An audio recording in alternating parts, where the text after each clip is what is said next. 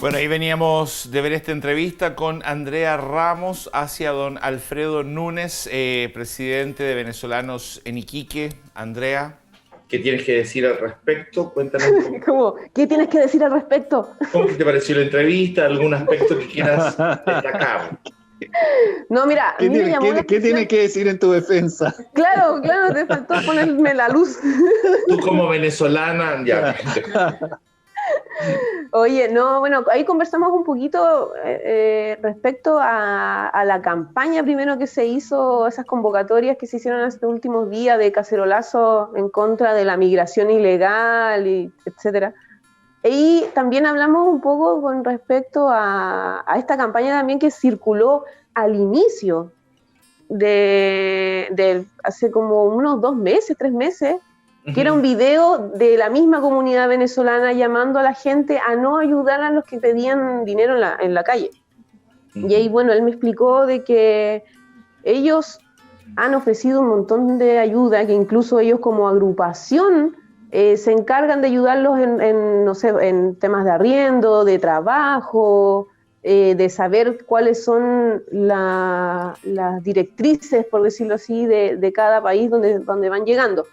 Y que hay algunos que prefieren, por lo que decía Alfredo, la forma más fácil de pedir plata y dar,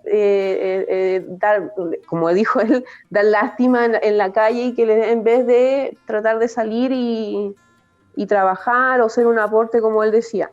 ¿Y se juntará harta plata ahí pidiendo limosna? ¿Quién sabe? ¿Quién sabe? Los voy a mandar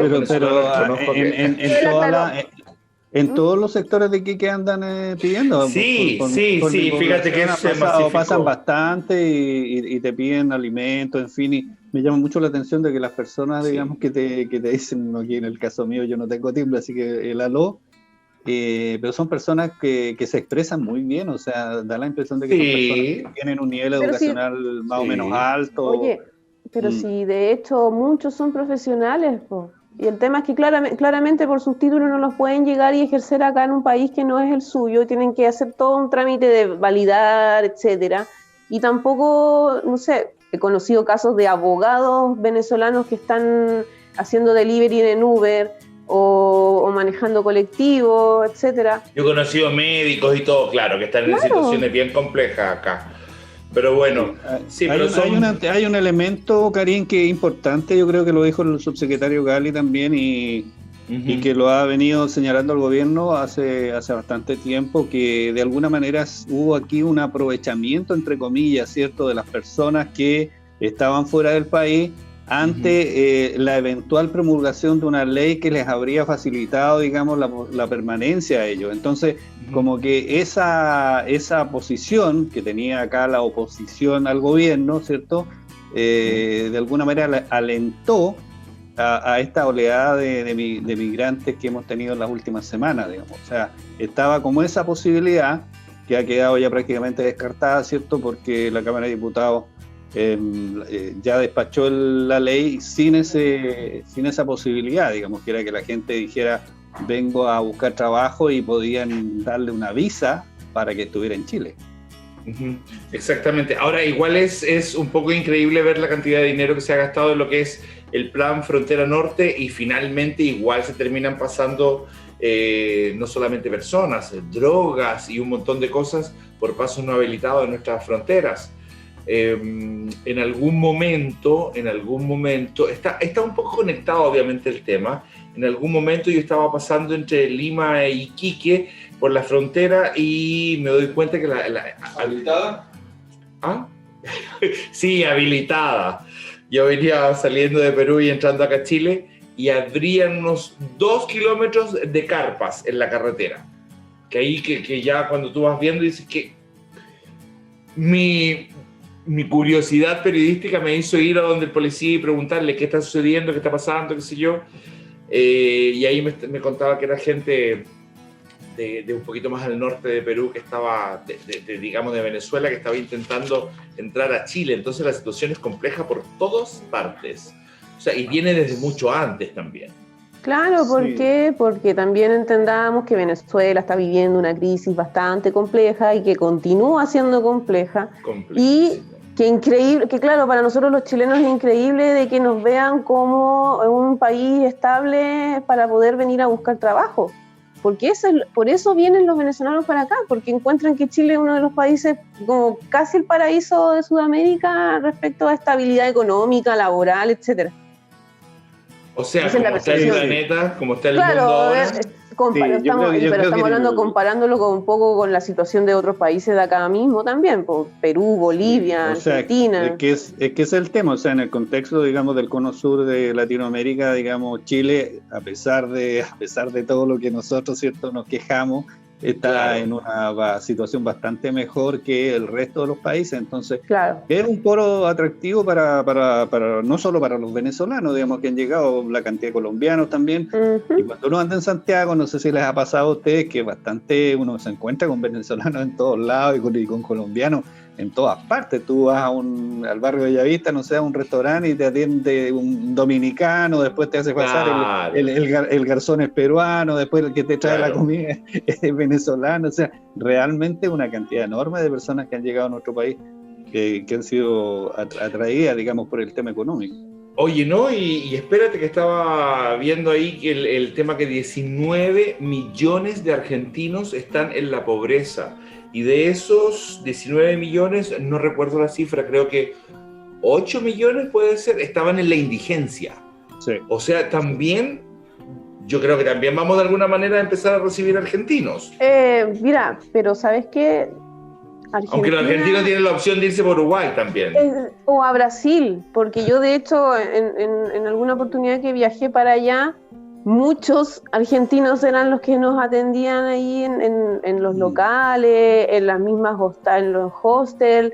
Había mucho argentino allí. De hecho, ya tienen, por ejemplo, en Bucio, tienen ya esto del portuñol como parte de la lengua también, aparte del portugués, porque hay mucho argentino trabajando ahí. Y no solo argentinos, también han llegado ahí colombianos y venezolanos. Sí. Sí, pero los uruguayos que están tan bien deberían recibir harta más gente, ¿no? Ellos que tienen un caso de COVID al día. Claro. Sí, es que los uruguayos son más educados y más disciplinados que nosotros, hay que reconocerlo.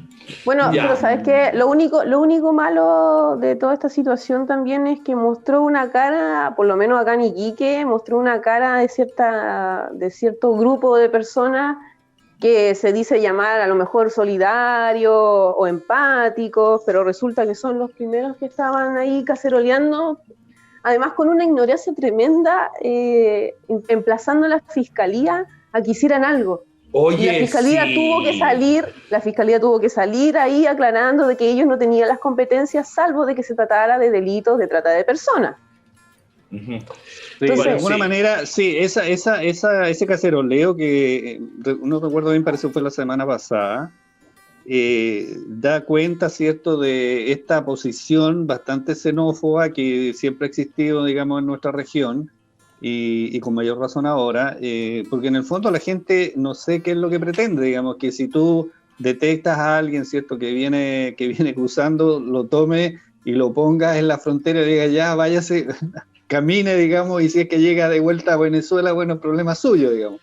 Reinaldo, sí. Tú comentabas en algún momento también que habías leído las declaraciones de Paiva respecto a lo que era el cuidado de nuestras fronteras. Sí, a propósito de eso, ¿cierto? A mí me llamó la atención porque hoy día en el Mercurio, en la primera página, dice el general Paiva, textual, digamos, una vez que se abra la frontera, dice él, la situación será bastante conflictiva. O sea, él está ya, digamos, de alguna manera, ¿cierto?, avisorando que va a seguir esta ola de migrantes llegando a nuestro país y que se va a incrementar incluso. Entonces, la pregunta, digamos, legítima que yo creo que uno se puede hacer es, ¿qué pasó con este plan Frontera Norte, digamos, que viene desde el primer gobierno de Piñera, ¿cierto?, donde se suponía que se iba a implementar una serie de medidas, entre las cuales lo que más me llamó la atención fue este avión que detectaba, digamos, ¿cierto?, a las personas cuando venían cruzando, en fin.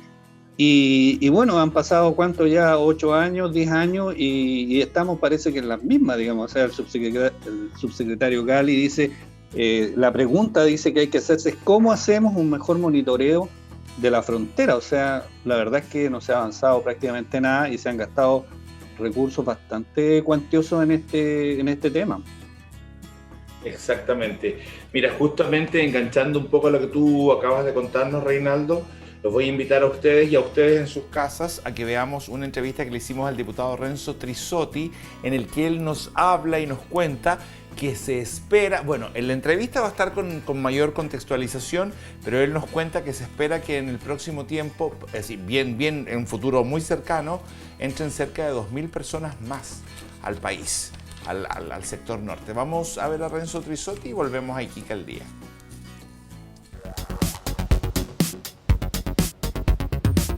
Y bien, ya estamos con nuestro siguiente invitado. Él es el diputado Renzo Trisotti, que está junto a nosotros aquí en Iquique al Día. ¿Qué tal, diputado? ¿Cómo está? Bienvenido a nuestro programa. Hola, Karin. Muchas gracias por la invitación y, por supuesto, saludarte a ti y a todos los amigos que están ahí en la sintonía de Iquique Televisión. Diputado, primero, la situación que aqueja a la región con mayor urgencia finalmente, esta mezcla que se da entre llegada de inmigrantes a nuestra ciudad, básicamente a través de los pasos fronterizos, y cada vez pareciera que por esta situación la ciudad, bueno, no solamente Iquique, sino también Alto Hospicio, no pueden salir de la cuarentena. ¿Cuál es su opinión al respecto y qué es lo que está sucediendo? A ver, yo tengo una posición bastante crítica en varios sentidos. La primera de ellos es poder evidenciar que el tema migratorio derechamente se nos ha salido de las manos. A mi juicio, el incremento exponencial que estamos evidenciando hoy día por la falta de control adecuado en la frontera nos está pasando la cuenta. Hoy día estamos teniendo un incremento muy grande de ingresos clandestinos. A diferencia de lo que mucha gente vio en los videos, acá nadie trajo a los migrantes desde Santiago, acá no hay una coordinación por parte del gobierno como se ha querido dar a entender. Ellos ingresan a nuestro país, hoy día la legislación añeja, antigua, no sirve, los toman detenidos, los pasan a tribunales, los aperciben definiéndoles un domicilio, que obviamente como no tienen casa en nuestra región dan cualquiera, y quedan en libertad. ¿Y qué es lo que ha hecho la autoridad sanitaria, a mi juicio de manera correcta, para poder proteger la salud de todos nosotros? Es tratar de llevarlos y confinarlos por 14 días como cualquier otra persona que ingresa de otro lugar, con el único efecto de evitar contagios. ¿Por qué? La tasa de positividad en las últimas semanas en nuestra región de Tarapacá ha sido del 6% de los residentes, incluidos los chilenos, los extranjeros, los que residimos en nuestra región. Pero aquellos a quienes se les ha hecho PCR y que se ingresan a estos albergues es en las últimas 2 semanas de un 20%. Por lo tanto, ese porcentaje, por supuesto que se cuenta en la ciudad de Iquique y es el que en definitiva está aportando para no poder cumplir con el estándar objetivo de positividad que exige el Ministerio de Salud para poder salir del confinamiento. Y acá, por supuesto, que falta una ley migratoria. Nosotros la despachamos, Karin, el año pasado en la Cámara de Diputados. Está desde enero en el Senado. Y poco ha ayudado la izquierda, que ha presentado indicaciones que lo único que han hecho es llamar a el ingreso ilegal de migrantes. Porque ¿qué fue lo que establecieron? Entreguémosles 90 días desde publicada la ley para que todas aquellas personas que entraron de manera irregular puedan poner al día sus papeles sin ningún tipo de sanción. Es decir, ¿qué es lo que se hizo? Fue un llamado al ingreso irregular a nuestro país. Pero si no se ponen cartas en el asunto, si no se toman medidas de Estado, tal como se lo pedí ayer al ministro del Interior, al ministro de Relaciones Exteriores, al subsecretario del Interior y al ministro de Defensa, acá estamos a puertas de una crisis sanitaria y social muy grande, porque ¿sabes qué? De acuerdo a información que tenemos en Perú, en el sur peruano hay alrededor de 10.000 personas que aspiran en las próximas semanas y meses, post pandemia, a tratar de ingresar a nuestro país. Ahora, diputado, no solamente estamos hablando del tema salud, también tenemos que hablar del tema trabajo, el tema economía. Somos, si bien es cierto, un país bastante más fuerte al lado de los vecinos latinoamericanos, también estamos en una situación muy, muy compleja con las cifras del empleo y más del desempleo. ¿Cómo se va a enfrentar eso y cómo se enfrenta, al parecer, un descontento de la población, que si bien es cierto, no son todos, hay mucha gente poniendo reclamos y molestias en las redes sociales. Se llamó a un cacerolazo, que no lo puedo asegurar con total claridad que haya resultados. Sin embargo, hubo lugares en los que escuché cacerolazo, escuché gente de Iquique en contra que sigan llegando extranjeros, en este caso directamente venezolanos. Es más, acabo de ver un video hace poco rato en que un venezolano en Colchane le decía al presidente de la República qué hace, diciendo que los apoya frente a la ONU. Cuando ellos llegan acá, no se les da el apoyo que se necesita. ¿Qué opina respecto a eso? A una posición que el gobierno muestra frente a los pares en convenciones como la ONU, pero que al llegar acá pareciera otra cosa. ¿Qué ve de eso? A ver, lo que ha planteado el gobierno con absoluta claridad es que nosotros queremos una ley de migración que sea regular, es decir, cumpliendo con toda la documentación. Tú no puedes llegar a ir a un país a trabajar, a estudiar, sin llenar los papeles de manera anticipada. Eso es lo que nosotros incluimos en la actual ley migratoria, que sea ordenada, que se realice a través de flujos correctos, de acuerdo a nuestras capacidades, pero además que sea segura. Hoy día esto claramente no lo está haciendo ni para los migrantes, ni menos para los ciudadanos de una región como esta, que recibe como puerta de entrada a todos ellos. Quizás después se distribuyen en el país y no se genera un efecto tan grande. Pero mira, esto es igual. Cuando uno decide invitar gente a tu casa, es porque uno está preparado. Claro. Porque uno tiene la cama hecha, hace las provisiones de alimentación. Pero acá, ¿cómo vamos a poder estar recibiendo flujos tan grandes, casi 1.000 personas en el último mes, si ni siquiera hoy día tenemos las condiciones? Tú bien lo decías, la crisis económica, que está siendo una de las consecuencias más terribles de la pandemia, las tenemos acá. Son miles las personas que han perdido sus puestos de trabajo, son miles los que tienen incertidumbre de cuál es el futuro. Por lo tanto, yo siempre he creído no en un actuar en contra de los migrantes, sino que en un actuar de defensa contra nuestra gente. Y siempre he creído que la caridad tiene que partir por casa. Ok, y justamente hablando de eso, de los problemas económicos y de la crisis que se está viviendo en materia de empleo, ¿qué opina de la iniciativa del segundo retiro del 10% de la AFP? A ver, lo primero, yo tenía en el primer proyecto de ley, yo partí con una visión muy crítica. Y no porque no entendiera la necesidad que tenía la gente, si eso yo lo palpo todos los días en el trabajo parlamentario. Mi primer voto, que fue de rechazo, tenía por objeto únicamente poder exigirle al gobierno que en minutos de dificultad esto no lo pagara cada una de las personas con la plata que ha juntado con mucho esfuerzo para su vejez, sino que fue una forma de presionar al Estado de que se pusiera de una manera mayor en recursos, pero también al grupo etario que iba orientado, y principalmente a la clase media, que en ese minuto no había tenido ningún tipo de respuesta. Pero cuando eso no resulta, en la segunda votación yo voté a favor. Y en el entendido de que si bien esto va a generar un efecto concreto y real en las pensiones de miles de chilenos, ya hay 1.800.000 chilenos que no les quedó un céntimo para su vejez. Sí entendí que esto se estaba haciendo por una vez.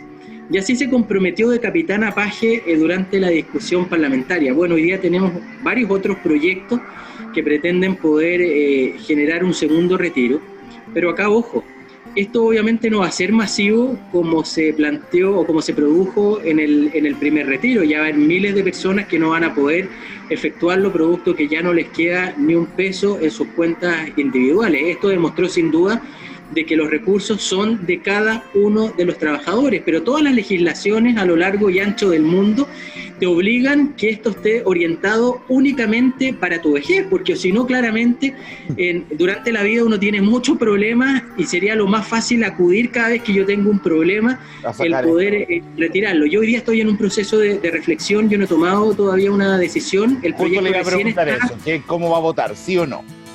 Sí, el proyecto recién está en la Comisión de Constitución de la Cámara, ya muchos que votaron a favor en el primer proyecto les están poniendo peros producto de lo mismo que yo te planteaba. Yo quiero esperar ver cómo sale derechamente el proyecto, porque hay algunas ideas de que solamente lo pueda realizar aquel que demuestre que ha tenido un detrimento patrimonial, porque ¿sabes lo que además va a ocurrir? Que al final la gente más rica, que es la que ha tenido buenas pegas o que trabajó toda su vida, y principalmente los hombres versus las mujeres, van a poder hacer un retiro, y que ojo, esto además tiene un beneficio tributario, es decir, puedes sacar la plata, no pagas los impuestos, y al final esto termina beneficiando únicamente a la gente que más plata tiene, lo cual no me parece justo. Pero yo hoy día no he tomado una decisión, estoy en pleno proceso de reflexión, y la decisión únicamente la voy a tomar una vez que vea el proyecto cómo sale de todas las comisiones que va a pasar, y que de repente termina entrando A y termina saliendo Z. Pero así como yo lo aprobé el proyecto en la primera oportunidad que se presentó, ahora obviamente voy a reflexionarlo para no solo actuar en la chica, en la corta. Yo fui víctima ese día de, yo te diría, una capotera virtual, pero yo creo que uno tiene que votar viendo no solo las redes sociales, sino que también viendo el bien país. En un poco tiempo más, cuando tengamos millones de personas que no tengan un céntimo para poder vivir en una etapa que sabemos que es complicada, ahí vamos a estar quizás insultando a los diputados que aprobamos este retiro en esa época. Todo va cambiando, y por lo mismo uno tiene que tener todas las variables para apretar uno de los botones, y que en definitiva sí marca su decisión. Diputado, ¿hay algún tipo de plan para Iquique o para Tarapacá exactamente y la reactivación económica? Sí, hay varios. Lo primero, de repente, yo sé que hoy día hay una crisis en todo sentido, pero también hay algunos que quizás porque no les ha llegado de manera interesada encuentran absolutamente todo malo. Acá hay varias iniciativas, como por ejemplo el ingreso familiar de emergencia, que está beneficiando 53.000 personas en nuestra región, o los beneficios a la clase media, que además se suman otros 20.000. Pero además el gobierno ha planteado en algo que a mi juicio es muy acertado. Los gobiernos no tienen la capacidad de poder mantener a punta de subsidios la situación de millones de personas por periodos de tiempo tan grandes. Por lo tanto, hoy día lo que se necesita es reactivación económica y generar incentivos al empleo. Por una parte, hemos visto un plan muy ambicioso de obras públicas a nivel regional, donde se van a inyectar millones de dólares para poder sacar adelante una serie de iniciativas de infraestructura que obviamente no solamente te genera la contratación de mano de obra directa, sino que también tiene todo un círculo virtuoso en materia de transporte, de proveedores locales, de turismo laboral, y que por supuesto vamos a apoyar. Y además esto se suma a la iniciativa que el presidente anunció el día domingo, con un ambicioso plan de reactivación a través del empleo, con subsidios al empleo, donde muchas personas que han suspendido sus funciones o que hoy día están ahí, ¿qué va a pasar? Bueno, van a poder tener un apoyo del Estado para que ese empleador tenga un incentivo a poder contratarlo y no echarlo, y por otro lado, de poder sumar nuevos trabajadores a cada uno de sus faenas o de sus empresas. Ok, diputado, por otro lado, ¿cómo evalúa las autoridades, el actuar de las autoridades regionales? Bueno, y si quiere evaluar a las comunales también, a lo que compete a lo que es la región de Tarapacá. Quiero que yo creo que ¿cómo ha evaluado al GEDENA exactamente? A ver, yo creo que lo primero es, siempre siento que la labor y el trabajo se puede hacer de manera mejor. Yo soy una persona que me esfuerzo todos los días por tratar de hacer mi pega de mejor manera, y por lo tanto siempre creo que esto se puede mejorar. Pero aquí yo creo que hay que partir de una noción de que sobre todo en la pandemia es imposible tener a un funcionario de la PDI, de Carabineros o de las Fuerzas Armadas afuera de mi casa para poder controlarlo. Yo creo que acá lo principal es entender que la principal y primaria decisión de cuidarse cuando tenemos el virus en las calles es individual. Acá creo que el autocuidado y el autocontrol es fundamental. Pero a mí lo que me gustaría hoy día, dada la actual situación, es que tengamos la capacidad de poder... No nos podemos duplicar, los funcionarios tienen capacidades limitadas, pero poder no solo preocuparse de la pandemia, sino que también de este flujo migratorio en las fronteras para un mayor apoyo. En materia de alcaldes, yo siento de que de repente tienen una posición cómoda. Cuando me llegan recursos, apoyo, acá se han inyectado millonarios recursos también a las municipalidades porque entendemos de que lógicamente le han bajado los ingresos, menos gente paga los permisos, menos gente está construyendo, por lo tanto todos estos permisos que se pagan a los municipios es una parte muy importante de sus presupuestos, por lo tanto ahí se quedan muchas veces callados, no valoran absolutamente nada, pero cuando hay un problema son los primeros que están sacando al pizarrón a las autoridades regionales.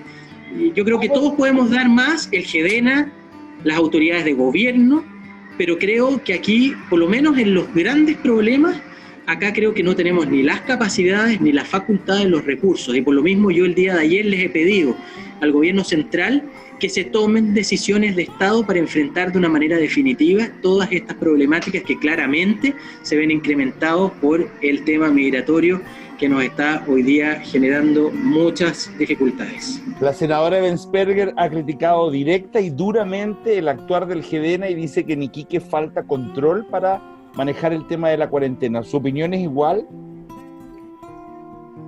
Yo también lo he planteado mi crítica directa en el sentido de que yo entiendo que acá hay recursos limitados. Lo que yo siempre he propuesto es que si se ponen los militares todos los días exactamente en el mismo lugar a controlar, vas a tener un efecto cero. Porque sabemos que la gente anda por otros lugares, claro. Entonces lo que yo he planteado es que acá las estrategias tienen que ser diferenciadas día a día. Si el objetivo final no es sacarle un parte a la gente, si en el fondo es tratar de cuidarlos, pero si hacemos exactamente lo mismo todos los días, claramente el objetivo no se cumple. Por lo tanto, hoy día lo que yo sí he hecho la crítica es que me gustaría que las decisiones o la presencia fuera muchísimo más dinámica y no en las mismas intersecciones, en los mismos lugares y muchas veces en los mismos horarios, porque claramente pasa a ser ineficaz. Ok, y por último, diputado, ¿cómo se preparan para el plebiscito?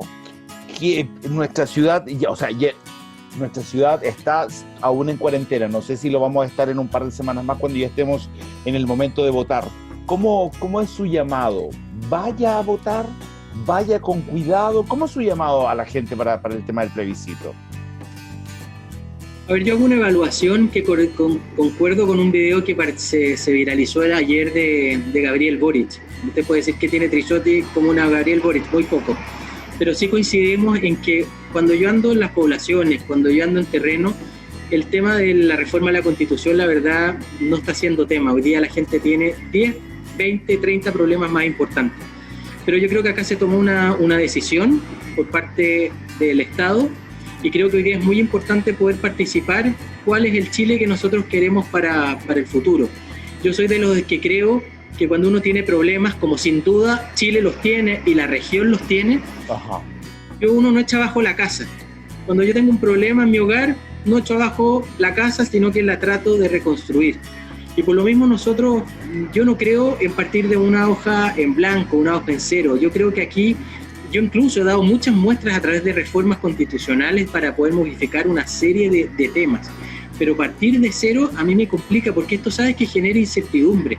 Y incertidumbre en minutos que es lo diametralmente que tenemos que hacer. El emprendimiento, el empresariado, la inversión requiere reglas claras del juego. Por lo tanto, cuando hoy día está todo como una jalea, es muy difícil poder avanzar. Pero yo soy sí de los que creo de que ojalá la gente participe, que la gente vaya a votar por una u otra opción. Yo tengo clara la mía, pero creo que un proceso como este, yo estoy por el rechazo. Perfecto. Yo creo que acá es necesario realizar una serie de cambios, pero no partir desde absolutamente cero. Y sobre todo, además, cuando creo que la izquierda ha engañado muchísimo a la población.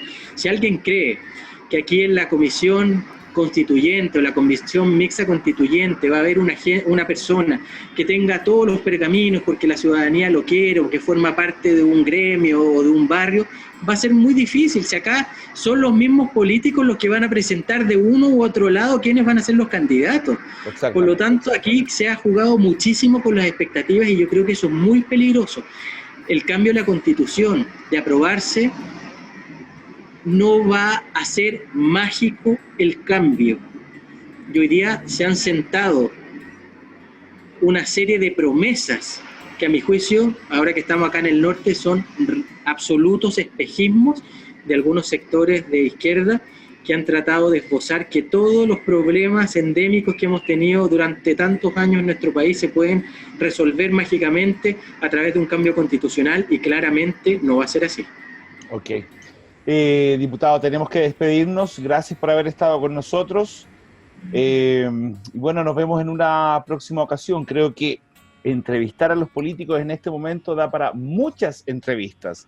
Hay muchas preguntas por resolver, hay muchas opiniones que tomar en cuenta. Gracias por haber estado con nosotros. Muchas gracias a ti, Karim, y por supuesto mandarle ahí un saludo cariñoso a todas y cada una de las personas que están en tu sintonía. Y a cuidarse muchísimo, estamos trabajando y haciendo todo lo posible por tratar de enfrentar de la mejor manera esta crisis que hoy día se nos está generando producto del ingreso clandestino de tantos migrantes, cosa que nunca habíamos evidenciado. Así que muchas gracias. Y ustedes no se vayan, seguimos con más Iquique al Día.